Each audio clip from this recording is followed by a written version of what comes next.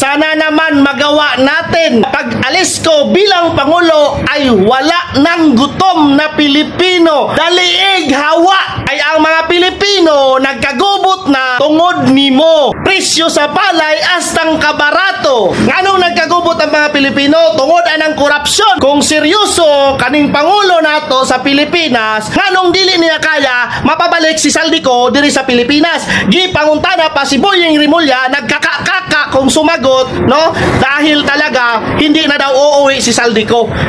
Example mga kababayan, si former president napadala nila sa ibang bansa nga walang due process dahil ginusto ng ating Pangulo. Napalabas nila si Pastor Apollo Siquiboloy kahit nalapastangan yung karapatan ng mga QGC, kahit inabuso yung mga tao doon, may nangamapa, no, may nasaktan, may mga casualties, wala silang pakialam dahil gusto ng Pangulo nga mailabas at mahuli si Pastor Quiboloy.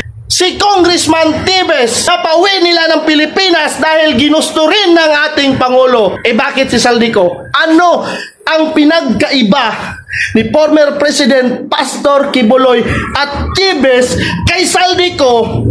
Bakit hindi nila mapauwi? May pinoproteksyonan po ba tayo, Mr. Pangulong Marcos at Boyeng Rimulya?